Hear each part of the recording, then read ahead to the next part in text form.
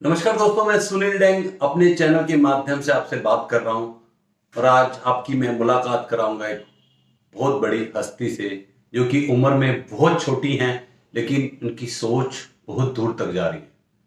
दोस्तों, आज ज्यादातर लोग अपने फिजिकल हेल्थ पे काम कर रहे हैं लेकिन ईशानी का मानना है मेंटल हेल्थ के बिना फिजिकल हेल्थ कुछ नहीं करती। आज हम इन्हीं से जानेंगे कि ये किस फील्ड में है। ईशानी, पहले तो आपका बहुत बहुत स्वागत है हमारे चैनल पे और मैं चाहूंगा आप हमारे दर्शकों को बताएं, अपना इंट्रोडक्शन दें और आप किस फील्ड में हैं और क्यों हैं। सबसे वेलकम। पहले तो नमस्ते सर। नमस्ते। नमस्ते सबको। तो मेरा नाम ईशानी खन्ना है। मैं बीएससी नर्सिंग में हूँ और मैंने ये प्रोफेशन इसलिए चूज किया है क्योंकि मुझे बहुत अच्छा लगता है लोगों की मदद करना और सोशल सर्विस करना। बहुत बढ़िया, बहुत बढ़िया। तो ईशानी, जैसे आजकल मैं देख रहा हूं लोगों का अपने प्रति, मतलब क्या बोलेंगे, अपने प्रति ही प्यार कम होता जा रहा है। खुद से ही प्यार नहीं है। वो ज्यादातर लोग ज्यादा टाइम मतलब डीमोटिवेटेड रहते हैं और उनका ख्याल भी, अब मैं बोलना नहीं चाहूंगा, ज्यादातर लोग सुसाइडल नेचर के हो गए हैं। हर बात बात में जीना ही नहीं चाहते। ऐसा क्यों हो रहा है? सबसे पहले तो मैं एक ही बात कहना चाहूंगी कि आप अकेले आए थे और अकेले ही जाएंगे। ये जो हम रिश्ते बनाते हैं अपने जीवन में, ये काफी इंपॉर्टेंट रोल प्ले करते हैं, लेकिन इसके साथ साथ हमें खुद को भी अच्छे से देखना चाहिए। हमारी मेंटल हेल्थ इंपॉर्टेंट है क्योंकि अगर हम ही इंपॉर्टेंट नहीं है हमारे लिए तो हम दूसरों को कैसे इंपॉर्टेंट मान सकते हैं। और लोग आजकल क्या कर रहे हैं, फिजिकल हेल्थ के प्रति जा रहे हैं। कुछ तो ऐसे भी है जो फिजिकल हेल्थ के प्रति भी नहीं जा रहे हैं, फोन में सारा दिन लगे रहेंगे, ऐसी एक्टिविटीज कर रहे हैं, स्मोकिंग कर रहे हैं, सिगरेट, ये सारी चीजें। इसकी वजह से आपकी मेंटल हेल्थ तो है ही, साथ में फिजिकल हेल्थ भी डिस्ट्रॉय हो रही है। तो मेरा मानना तो ये है कि आपको पहले खुद पे ध्यान देना चाहिए, तभी आप लोगों को बताएंगे और अपनी और चीजों के बारे में लोगों को बताएंगे। मैंने देखा है मैम, लोगों का ना खुद से नाता टूट रहा है और वो लोग ना शॉर्ट टर्म प्लेजर की तरफ ज्यादा बढ़ रहे हैं। तो ये क्यों हो रहा है ये? देखो, आपकी सराउंडिंग और इन्वायरमेंट बहुत मैटर करती है। आप कहाँ हो, किसके साथ हो, ये बहुत मैटर करता है। तो आजकल बच्चे क्या करते हैं, अपनी इन्वायरमेंट ऐसी चूज कर लेते हैं जो सही नहीं है उनके लिए। और आजकल बच्चे एक ऐसी एज पे हैं जहाँ उनको मेच्योरिटी है भी नहीं, वो इस डायरेक्शन में जा रहे हैं। मम्मी पापा कॉलेज भेज देते हैं, बच्चे हॉस्टल जाते हैं, उनका इन्वायरमेंट ऐसा हो जाता है जो पूरा नेगेटिव पीपल से भरा हुआ होता है। तो कहीं ना कहीं कुछ बातें होती हैं जो दोस्तों में होती हैं, जो कुछ बच्चे गलत डायरेक्शन में ले जाते हैं और उन चीज को, उनका मतलब नहीं होता है, उनको कुछ पता नहीं होता उन चीजों के बारे में, लेकिन फिर भी वो सोचते हैं चलो ट्राई करके देखते हैं, चलो इसने ये बताया, चलो ये करके देखते हैं, चलो ये सिगरेट का बता रहे हैं, चलो ट्राई करके देखते हैं। लेकिन ये सारी चीजें ट्राई करते करते एक आदत ही बन जाती है, बुरी आदत। ये बात, और ज्यादातर लोग ना ग्रजेज में अपनी लाइफ जी रहे हैं और उनकी एक्सपेक्टेशन जैसे लोगों से है या अपने परिवार से है या सोसाइटी से है, वो एक्सपेक्टेशन पूरी ही नहीं होती। ज्यादातर ग्रजेज ग्रजेज, उसमें भी एंजाइटी आ रही है ना उनको। वो उससे कैसे बाहर निकले? देखो, सबसे पहले तो आजकल लाइफ इतनी अनप्रिडिक्टेबल है, अनसर्टेन है। हमें बिल्कुल नहीं पता होता अगले दिन क्या हो जाए। हमें सही में नहीं पता होता कि कौन कब किसके साथ क्या हो जाए। तो पहली चीज, अगर हमें किसी के साथ ऐसा है भी कि हमें उससे गुस्सा है या हम उससे नाराज हैं, तो ये सब चीजें कुछ टाइम की होती है, हमें इन सबको भूल जाना चाहिए। क्योंकि एक टाइम पे यही चीजें अगर आपके अंदर आई तो आपके रिश्ते खराब होते हैं, खुद से भी और दूसरों के साथ भी। वो खुद से कैसे खराब होते हैं? खुद से इसलिए खराब होते हैं कि अगर आप दूसरों के साथ ग्रजेस रखोगे, दूसरों के साथ नेगेटिविटी रखोगे, तो कहीं ना कहीं वो नेगेटिविटी आपके खुद के अंदर आती है। ओ, मतलब आप दूसरों से नेगेटिविटी रखोगे तो खुद के अंदर भी आएगी। हाँ जी, अगर आप एक बंदे से बात नहीं करोगे, आपको आप सोचोगे उसने मेरे साथ क्या गलत किया है, तो वो बंदा तो एक टाइम के लिए खुश रहेगा, लेकिन कहीं ना कहीं आप वो चीज सोच सोच के अपना दिमाग खराब करोगे कि इसने मेरे साथ ये किया है। तो इसलिए आपकी खुद के अंदर नेगेटिविटी ईशानी, आएगी। मैं आपकी बात से सहमत हूं। मैंने कहीं पढ़ा था कि हमारा जो ओरा है ये एक वाईफाई सिस्टम की तरह काम करता है। हम उन्हीं चीजों को अट्रैक्ट करते हैं जो हमारे अंदर होती हैं। अगर आप खुशी देना चाहते हो तो पहले आपके अंदर खुशी भी होनी चाहिए। अच्छा मैम, मैं आपसे पूछना चाहूंगा, फिजिकल हेल्थ इंपॉर्टेंट है या मेंटल हेल्थ? क्या इंपॉर्टेंट है? देखो, फिजिकल और मेंटल हेल्थ दोनों इंपॉर्टेंट है। पहले के टाइम पे हम सोचते थे कि सिर्फ फिजिकल हेल्थ इंपॉर्टेंट है, लेकिन बहुत आजकल दुनिया ऐसी है, जनरेशन ऐसी है कि फिजिकल हेल्थ के साथ साथ मेंटल हेल्थ भी उतनी ही इंपॉर्टेंट है। क्योंकि सबको पता है हमारा जो फिजिकल हेल्थ है और मेंटल हेल्थ है दोनों कोऑर्डिनेटेड है।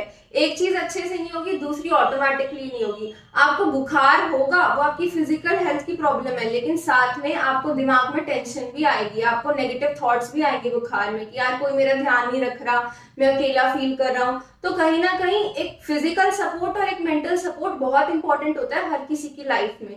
लेकिन आजकल लोग क्या करते हैं, लोग बोलते तो है मेंटल हेल्थ की बात तो करते हैं, लेकिन कहीं ना कहीं वो मेंटल हेल्थ जब उनको खुद को जरूरत होती है ना, वो आगे नहीं बढ़ते, वो लोगों से बात नहीं करते, या यूं कह लो कि लोग उनके पास मिलते ही नहीं ऐसे लोग जो उनकी मदद कर सकें। बार बार कहा जाता है कि सुबह उठ के मेडिटेशन करो, रात को सोते बार मेडिटेशन करो।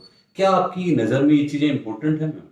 बहुत इंपॉर्टेंट है। देखो, मेडिटेशन तो एक ऐसी चीज है जो हर इंसान को करनी ही चाहिए।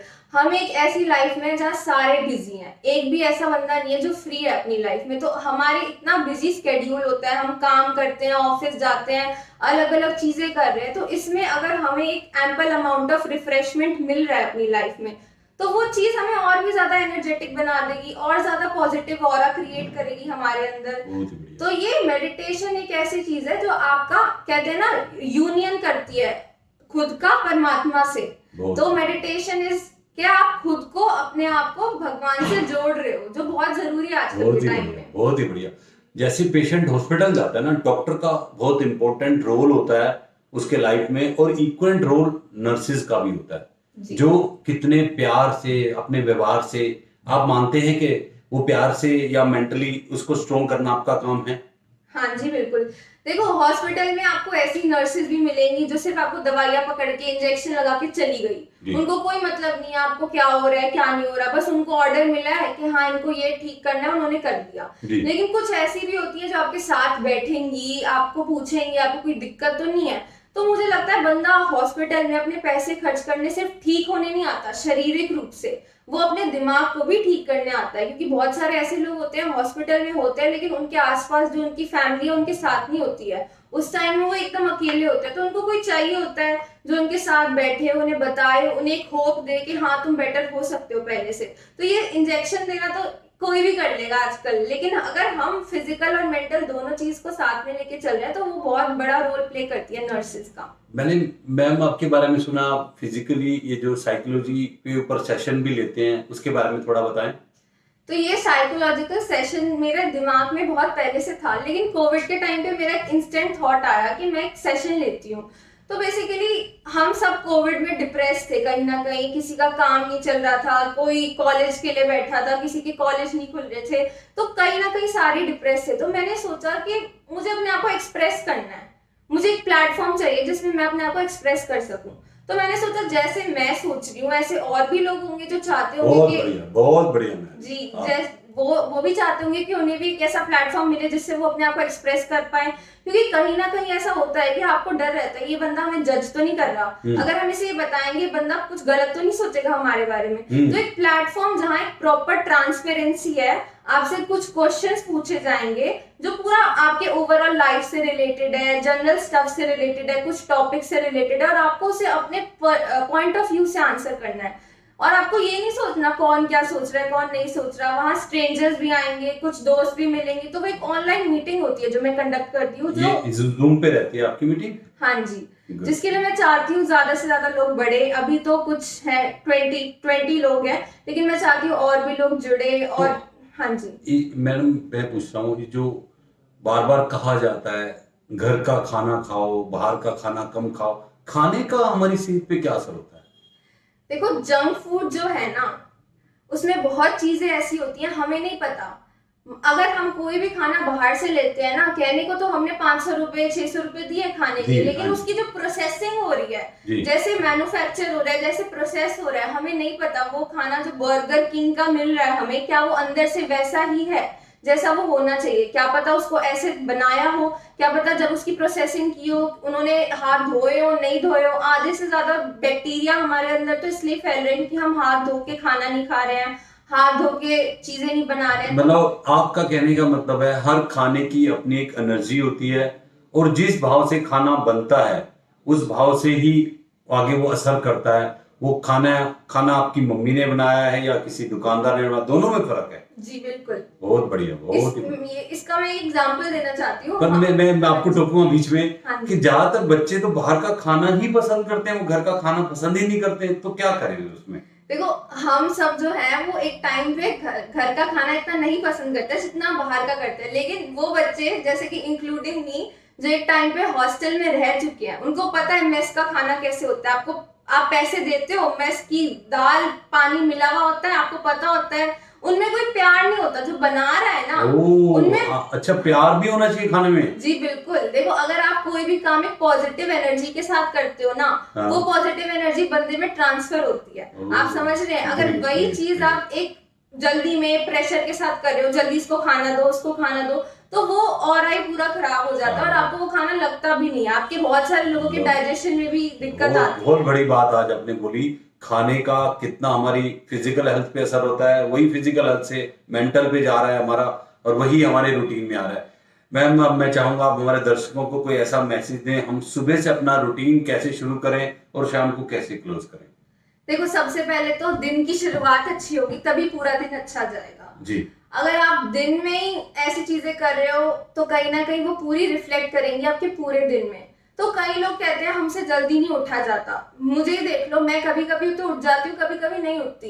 लेकिन मुझे लगता है सबसे ज्यादा, और मैंने खुद भी नोटिस किया है, सबसे ज्यादा अगर आपकी कंसंट्रेशन होती है कोई भी काम में, पढ़ाई में कह लो, कोई भी एक्टिविटी कह लो, वो सबसे ज्यादा आपकी मॉर्निंग में ही होती है। 5 to 6 5 to 6 is the best time to do your things. आप कुछ भी करें उसमें आपका एनर्जी लेवल, क्योंकि कोई आपको प्रॉब्लम ही नहीं होगी, कोई आपको बुलाएगा नहीं, कोई इरिटेशन ही नहीं होगी, इंटरफेयर करने वाली कोई चीज ही नहीं होगी। तो बहुत रिलैक्सिंग टाइम होता है ये, और ये टाइम में अगर आप मेडिटेशन करें तो और भी ज्यादा अच्छा है। शुरुआत हमेशा मेडिटेशन से ही करनी चाहिए, क्योंकि कहीं ना कहीं जब आप अपने आप को गॉड से मिला रहे हैं तो कहीं ना कहीं आपका एक ऑरा क्रिएट हो रहा है, और वो ऑरा आपका बढ़ता ही जाता है जैसे जैसे आपके दिन की शुरुआत होती है। अगर आप थक भी रहे हो तो आपको रियलाइज नहीं होगा कि आप थक रहे हो, क्योंकि आपने अपनी दिन की शुरुआत ही मेडिटेशन से करी है। बहुत ही बढ़िया, बहुत बढ़िया। तो आपको 30 मिनट्स तो मेडिटेशन करनी ही चाहिए, अप्रॉक्स 30 मिनट्स, या फिर कुछ लोग 15 मिनट्स भी कर सकते हैं स्टार्टिंग में, पर 30 मिनट्स तो मेडिटेशन करनी चाहिए। उसके बाद फिजिकल एक्सरसाइज भी इम्पोर्टेंट है। जी, फिजिकल हेल्थ तो आपको हर किसी को करनी चाहिए, चाहे आप ऑल्टरनेट डेज में करो या रेगुलर करो, लेकिन फिजिकल हेल्थ आपको मिनिमम 1 आवर तो करनी ही चाहिए। आपको फिजिकल फिटनेस पे ध्यान दोगे तभी आपका पूरा बॉडी का इनपुट आउटपुट अच्छे से होगा। और मेडिटेशन दिन में एक बार करनी है या रात को सोते बार भी करनी है? देखो स्टार्टिंग में बंदा एक स्केड्यूल पे आता है, तो स्टार्टिंग में तो आप ऐसा कर सकते हैं एक ही बार करें और थोड़ा कंसिस्टेंट बने। एक बार आप कंसिस्टेंट हो गए तो आप सुबह उठ के और रात को सोने से पहले मेडिटेशन 30 मिनट्स जरूर करें। आपको बहुत पॉजिटिव, एक तो आपकी नींद बहुत अच्छी आएगी, और जब आप सुबह उठोगे तो आप एक अच्छी एनर्जी के साथ उठोगे और एक स्माइलिंग फेस के साथ उठोगे। बहुत ही बढ़िया मैम, बहुत ही अच्छा संदेश। आपका मानना है कि सुबह हमें जल्दी उठना चाहिए, पर मैम इक्वली ये भी प्रॉब्लम है कि बच्चे रात को लेट नाइट जागते हैं, वो सीरीज देखते हैं, सुबह 10-10 बजे उठते हैं, और सुबह पेरेंट्स बोलते रहते हैं, वो उठते नहीं है, क्योंकि उनका भी सोना ठीक है, क्योंकि रात को सोए नहीं तो सुबह कैसे उठेंगे। तो उस चीज से बाहर कैसे निकले, वो लोग सीरीज कब देखें? हाँ देखो मैं आपको एक बात बताती हूँ, कहीं ना आपके फैमिली में क्या चल रहा है वो भी मैटर करता है। अगर आपका घर ऐसा है जहाँ पे शार्प 9 o'clock बच्चे सो जाते हैं, पेरेंट्स भी सो जाते हैं। 9 o'clock इतना जल्दी? जी, ऐसे मेरे कुछ फ्रेंड्स हैं जिनके हमेशा से रूटीन है कि वो 9 o'clock सो ही जाएंगे, फोन वगैरह उन्हें चलाना है वो सुबह चलाएंगे। और कुछ ऐसी फैमिलीज भी है जहाँ पेरेंट्स भी फोन चला रहे हैं रात को देर रात तक, और बच्चे भी चला रहे हैं। और फिर अगर पेरेंट्स ही वही चीज कर रहे हैं तो बच्चों को क्या ही बोलेंगे। तो आई थिंक अगर आपका स्टार्टिंग से एक रूटीन रहता है ना कि आपको रात को जल्दी सोना है, सुबह जल्दी उठना है, तो वो अपने आप मैनेज हो जाता है टाइम के साथ साथ, और बच्चे भी मैनेज कर लेते हैं, क्योंकि उन्हें दिख रहा है कि हमारे पेरेंट्स भी साथ में कर रहे हैं और ये टाइम से चला आ रहा है। लेकिन आजकल क्या कर रहे हैं बच्चे रूम में जाएंगे, दिखाएंगे कि वो सो गए हैं, लेकिन वो फोन चलाते हैं। तो इससे नुकसान तो हमारी खुद की हेल्थ को है। अब पेरेंट्स का तो कुछ नहीं जा रहा, हमारे खुद के डार्क सर्कल्स आ रहे हैं, हमारे खुद के स्किन कहीं ना कहीं इम्पेयर्ड हो रही है, हमारे फिजिकल ऑर्गन्स कहीं ना कहीं इसके लिए रिस्पॉन्सिबल होंगे। बहुत बढ़िया आज ईशानी आपने हमारे दर्शकों को बहुत बढ़िया मैसेज दिया कि अगर जिंदगी में अपनी प्रोडक्टिविटी बढ़ानी है तो सबसे पहले आपको खुद से प्यार करना होगा, खुद पे काम करना होगा। सेल्फ लव सबसे ज्यादा इंपॉर्टेंट है और जो भी काम हमें करना है अपने लिए खुद करना है, क्योंकि एयर होस्टेस भी हमेशा बताती है एरोप्लेन में अगर कुछ आपातकालीन स्थिति हो जाती है तो उसमें पहले अपना मास्क लगाना है, तभी आप किसी की मदद कर पाओगे। दोस्तों अगर आप खुद ठीक होगे, खुद स्वस्थ होगे, तभी समाज के लिए, सोसाइटी के लिए, परिवार के लिए तभी कुछ कर पाओगे। दोस्तों आज से अपने आप पे आपको ध्यान देना है, अपनी फिजिकल हेल्थ के साथ साथ मेंटल हेल्थ पे भी देना है। दोनों तरफ ध्यान दोगे तभी आपका लाइफ बैलेंस होगा और सोसाइटी बैलेंस होगी। Thank you Ishani, thank you. हाँ ईशानी, मैं कुछ बोलना चाहती हूँ लास्ट में। जी बोलिए मैम। मैं दो चीजें हमेशा बोलती हूँ, इवन जो मेरे आसपास लोग हैं उनको भी पता है। मैं बोलती हूँ कि अगर आप खुद से पहले प्यार करोगे तभी आप दूसरों से प्यार करोगे। So loving yourself is very important, it plays a major role. आपको खुद को बनाने में मदद करता है। अगर आप खुद से प्यार करेंगे तो आप खुद को बनाएंगे, खुद के लिए स्टैंड लेंगे और खुद के लिए ही लॉयल रहेंगे। हमेशा लाइफ में हमें आगे पीछे नहीं ढूंढना कि यार ये हमसे प्यार करे, ये हमसे प्यार करे। हम अकेले आए हैं, अकेले जाएंगे और खुद से प्यार हमेशा करते रहना चाहिए। और देखो ग्रजेस तो हमें रखनी नहीं चाहिए किसी से, क्योंकि एक्सपेक्टेशंस कहीं ना कहीं हर्ट यू। तो expectation 0 and live your life to the 100%। Thank you. बहुत बढ़िया ईशानी, बहुत बढ़िया। अगर ये स्पेशली वीडियो यंगस्टर के लिए है, अगर आपको ये वीडियो अच्छा लगता है, इस वीडियो को ज्यादा से ज्यादा शेयर करें, लाइक करें और चैनल को सब्सक्राइब करें। Thank you, thank you, thank you.